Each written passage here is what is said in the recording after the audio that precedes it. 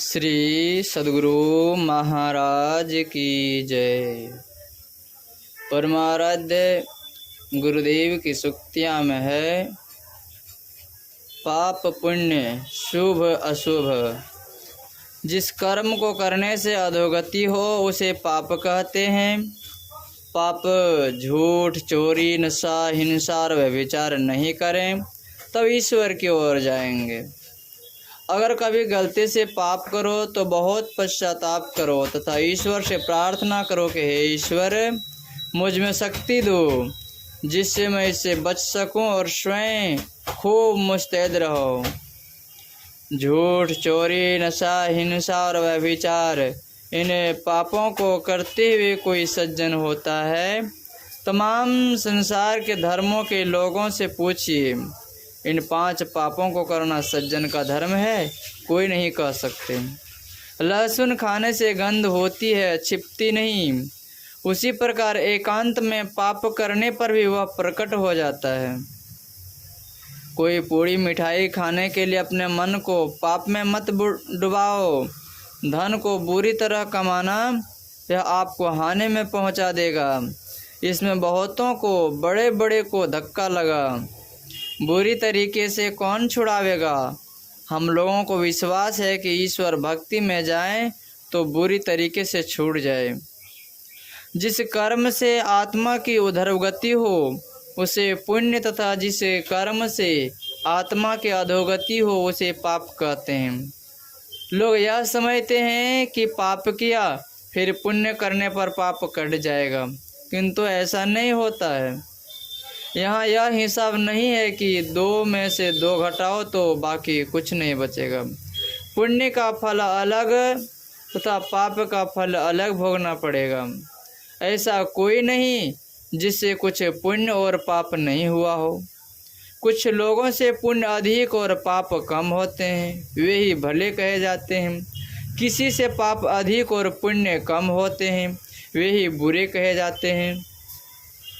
संसार की कमाई में पाप पुण्य का कोई विचार नहीं होता, लेकिन ईश्वर भजन में पाप पुण्य का विचार करके चलना होगा। कोई चाहे कि ईश्वर भजन भी करेंगे और पाप भी करेंगे तो उससे ईश्वर का भजन नहीं होगा। अशुभ कर्म करना नहीं चाहिए। यदि चूक से अशुभ कर्म हो भी जाए तो उसके लिए पछताओ तथा फिर नहीं करने का बंधन अपने ऊपर लो। फिर शुभ कर्मों को करके भी अपने आसक्ति न रखो, अहंकारी मत बनो। अर्जुन भगवान श्री कृष्ण का इतना भक्त था कि नारायणी सेना न लेकर केवल भगवान श्री कृष्ण को लिया, किंतु पाप कर्म का फल कटा नहीं, भोगना पड़ा। जो ध्यानी होगा वह पाप कर्म नहीं करेगा और पुण्य कर्म में आसक्ति नहीं रखेगा कि हमको यह फल मिले। कर्म 2 ही तरह के होते हैं, शुभ और अशुभ। इन दोनों कर्मों को करने के लिए लोग लगे रहते हैं। जो अशुभ कर्म विशेष करते हैं वे पापी, और जो शुभ कर्म विशेष करते हैं उन्हें पुण्यात्मा कहते हैं।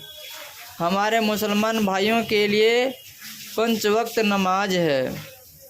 बहुत मुसलमान भाई करते हैं, वे बहुत अच्छा करते हैं।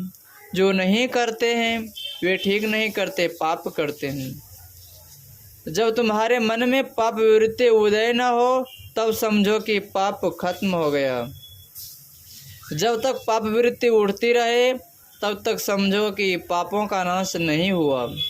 जैसे सूर्य के ताप से जाड़ा भाग जाता है, उसी तरह परमात्मा के पहचान में पाप ताप सभी भाग जाते हैं। इसलिए सभी कोई ध्यान करो।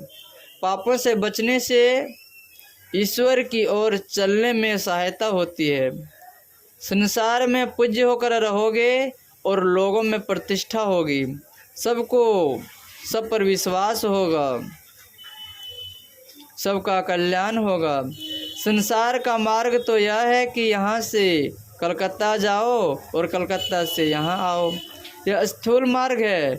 दूसरा मार्ग है कि शरीर छूटने के बाद, संसार से जाने के बाद आराम से रहना हो। इसके लिए जो उत्तम उत्तम कर्म है उनको करो। ध्यानाभ्यासी की वृत्ति पाप की ओर से हटी होती है। जो पहले का किया हुआ पाप है वह ध्यान योग से नष्ट हो जाएगा। ध्यानाभ्यासी ध्यान बल से कर्म मंडल के ऊपर उठ जाता है। इस तरह वह पाप पुण्य दोनों से ऊपर उठ जाता है। जिस कर्म से आत्मोन्नति हो वह पुण्य है और जिस कर्म से आत्मा का अधः पतन हो वह पाप है। आप ख्याल कीजिए कि जो पंच पापों से बचकर रहेंगे तो वे कितने शांत रहेंगे। यदि इसका समाज बन जाए तो वह कितना अच्छा समाज बन जाएगा और कितनी शांति मिलेगी।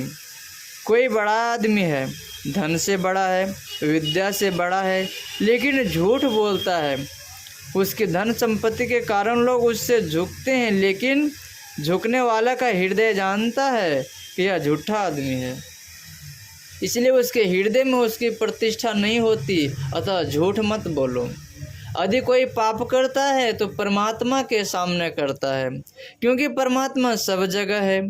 बार में भी यदि कोई किसी को पाप करते देख लेता है तो लोग उसे दुराते हैं, इसलिए पाप नहीं करना चाहिए।